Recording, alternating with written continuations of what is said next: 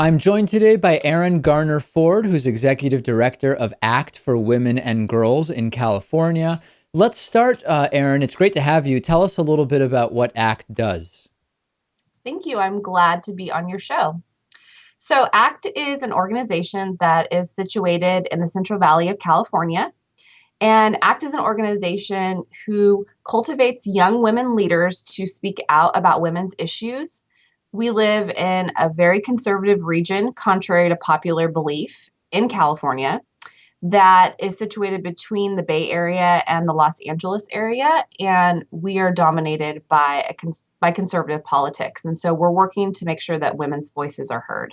And with regard to reproductive rights and issues of sexual health, talk to us a little bit there about the sort of political climate that exists. There is a very challenging political climate that exists here, and that is largely due to a very well-funded anti-choice movement that exists here in the whole entire region of the Central Valley.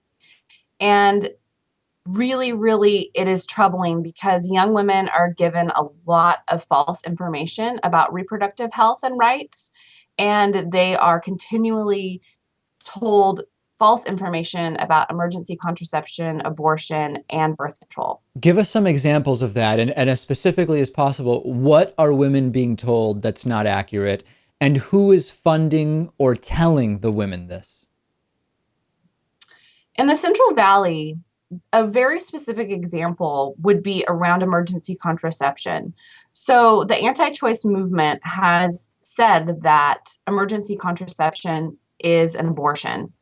So many young women who might become pregnant unintendedly will not seek emergency contraception and or at the time that they should, and or they have been told that it's an abortion, and for whatever reason, they are not okay with abortion.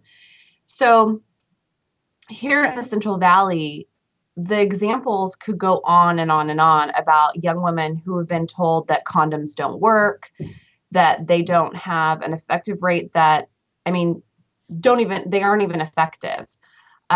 Young women are told that over and over. And so our rate of sexually transmitted infections is high, and our rate of unintended pregnancy is some of the highest in the nation. And Erin, when you say that women are told that, who is telling them that? Are they being told this in schools? If so, are they public schools? Is it through public awareness campaigns that someone is funding? Yeah, so in the schools, we've actually done a really great job of making sure that the policies within the schools are comprehensive, meaning that young women and young men in the high schools and junior highs have access to comprehensive sexual health education. Prior to the years that ACT started ensuring that those policies were in place, that was true, that young people were hearing those messages in the schools. It's not as true now. They're hearing the messages through their churches, in the public through billboards that are plastered all over our county and our region. And those messages are funded by anti-choice organizations that are situated here in the Central Valley. And who is funding those organizations? In other words, who is interested in making sure that those organizations have the money with which to put out to do these campaigns? A lot of the community is backing those organizations. Largely, the religious right is backing that. The agricultural industry that exists here, we are the breadbasket of the world, and so farmers who have a lot of money are contributing to ensure that those messages are put out. That's super interesting. So the agricultural industry, it's not by virtue of the agricultural industry being particularly conservative, it sounds like. It just happens to be that in your area, the agricultural industry has a lot of money. Yes, the agricultural industry does have a lot of money. That's not to say that farm workers who are working really diligently in our fields are making money. That is not true. It's the owners of the dairies and the owners of farmland who have a lot of money. And in this area, they tend to be conservative. And so they're funding organizations to ensure that those messages are put out. Those organizations have also been really strategic in making sure that they get into like school site councils, not exactly the school site councils, but organizations or committees that are part of school districts, and then also with other nonprofit organizations when they hold events, they have a large presence. And so when an organization like ACT tries really, really hard to make sure that our messages are heard, which are opposite of the anti-choice messages, we are often seen as an organization that's radical or deemed feminist. And of course, And we are feminists. one of the things that that ACT did was work to get Planned Parenthood into your area. Planned Parenthood is an organization that, in spite of the fact that 97% of more of all Planned Parenthood activities are not related to abortion, it's an organization that is widely demonized for their involvement in abortion services. And talk to us a little bit about what happened to your organization as you were advocating for Planned Parenthood to come in. Well, I will tell you this. Our organization has continued to be intermingled with Planned Parenthood. People still have a misconception that we are an arm of Planned Parenthood. We're okay with that. We really, really admire the work that Planned Parenthood does. You are correct. They do not, their main industry is not abortion. They really are making sure that people have access to prevention to prevent abortion. So during the time that ACT started, which has been 10 years ago, we were really, really concerned about young women and women in general having access to birth control because of our unintended pregnancy rates and because we know that we do not have an abortion provider in the entire county that we're in. So the nearest abortion provider is at least an hour drive from the epicenter of our county.